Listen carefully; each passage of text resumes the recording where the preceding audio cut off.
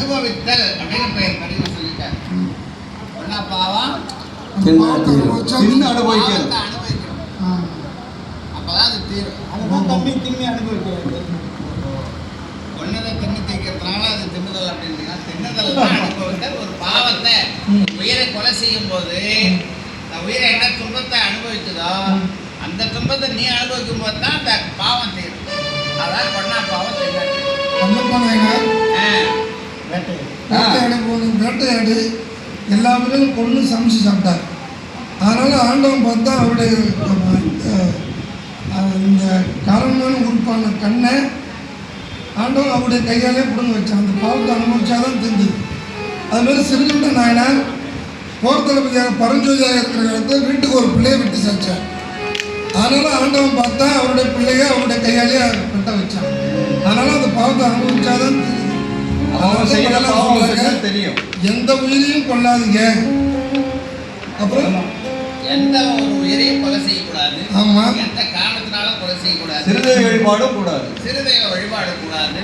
தெய்வத்தின் பெயரால எந்த ஒரு உயிரும் கொலை செய்யக்கூடாது. பார்க்கறான் பார்க்கறான் பார்க்கறான் கேட்கறான் கேட்கறான் கேட்கறான் பார்க்கறான் பார்க்கறான் பார்க்கறான் கேட்கறான் கேட்கறான் கேட்கறான்.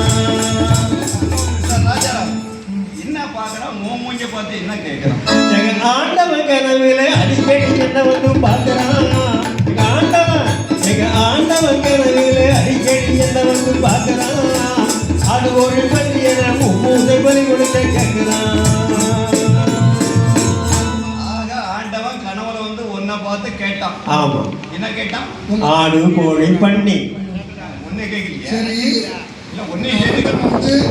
ஆடு கோழி பண்ணி விடுன்னு சொல்லி கேட்கறான். அது என்ன ஒரு ஐயர் வீட்டில் போய் வெட்டணும்னு சொல்லி கேட்க மாட்டான். ஒரு குடனார் வீட்டில் போய் வெட்டணும்னு சொல்லி கேட்க மாட்டான். ஒரு ரெட்டியார் வீட்டில் ஒரு மொயிலார் வீட்டு சைவ மொயிலார் வீட்டில் வெட்டுன்னு சொல்லி கேட்க மாட்டான். அது என்ன உங்கள்கிட்ட மட்டும் வெட்டுன்னு சொல்லி கேட்குறான். என் சாமி அப்படி சாமி, அதனால தான் அது கேட்குது. எங்க அப்பா எங்க தாத்தா சொல்லி வச்சது அதை செய்ய அதெல்லாம் சொல்லி வச்சாங்க. ஐயர் வீட்டில் என்ன கத்திரிக்காய் சாம்பார் வைப்பாங்க, மோர் வைப்பாங்க, ரசம் வைப்பாங்க. தம்பி ராஜாராமன் என்ன சாப்பிடுவாரோ அதெல்லாம் கேட்குது சார் கனவுல வந்து சாமி. சொல்லுங்க என்ன கேட்குறாரு? எப்படி கேட்குது? ஆடு என்ன உத்தரவு கொடுக்குற மாதிரி கேட்குது. ஆமா, ஆடு எப்படி உத்தரவு கொடுக்கும்?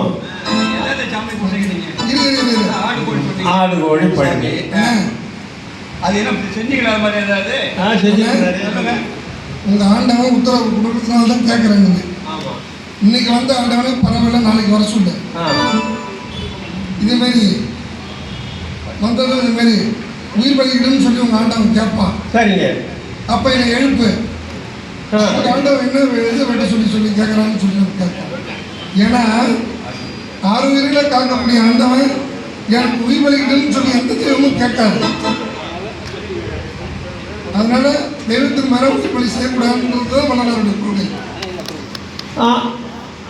நல்லா குளிப்பாட்டி அருப்பு முல்லை மாலை போட்டு குளிப்பாட்டி அருப்பு முல்லை மாலை போட்டு நெத்தியிலே பொட்டு வச்சு கற்பூர தீபம் ஏற்றிடுவோம். நெத்தியிலே பொட்டு வச்சு கற்பூர தீபம் ஏற்றிடுவோம். மஞ்சள் நீரை தேய்த்திடுவோம், மண்டியிட்டு கும்பிடுவோம். மஞ்சள் நீரை தெளித்திடுவோம், மண்டியிட்டு கும்பிடுவோம். வெற்றி வெற்றி என்று சொல்லி உத்தரவு கொடுத்துவிடும் சாமி, உத்தரவு கொடுத்துவிடும். நீங்க பக்திமான்லயே பெரிய பக்திமானியா? சாமி உத்தரவு கொடுத்தாதான் அதையும் செய்யுங்க. அதுல நீங்க ஒரு பெரிய ஆள் தான். எதை கொண்டு விட்டீங்க? எது செஞ்சது? என்னத்தை கொண்டு விட்டீங்க? உங்களுக்கு எதில் உத்தரவு கொடுத்தது? ஆட்டை என்ன பண்ணீங்க? குளிப்பாட்டணும், அரும்புல மாலை போட்டோம். மாலை போட்ட பிறகு நெத்தியில பொட்டு வச்ச பிறகு தண்ணியை குடிச்சா உடனே வந்து உத்தரவு கொடுத்துரும். மூஞ்சி ஆலயம் பாரு. சொல்லுங்க. ஆட்டை கொண்டு குளிப்பாட்டினேன், நெத்தியில பொட்டு வச்சேன். கொஞ்சம் சொந்தக்காரங்கெல்லாம் சேர்ந்து பம்பை எடுத்து கொண்டு போன கோயிலுக்கு. ஆமா, அந்த கோயிலுக்கு முன்னால ஆட்டை நிறுத்தணும் இல்லையா? நிறுத்தணும். வெட்ட போறேன். இப்போ அந்த ஆட்டை தண்ணி தெளிச்சு எந்த ஆட்டை கூட்டாலும் தண்ணியில உதரும். ஆடு தண்ணி தெளிச்ச உடனே என்ன சொல்லுன்னா, என்ன வெற்றி தான் உத்தரவு கொடுக்கும். கத்தி கையில ஒன்று வெட்டுறதுக்கு இல்லைன்னா விட்டுருவோம். அது அண்ணன் மாதிரி கிடாடு போட்டுருக்கு பூவில் தண்ணி ஆட்டுக்கும். அந்த ஆடிய இந்த மாதிரி மோசமா இருக்கக்கூடாது.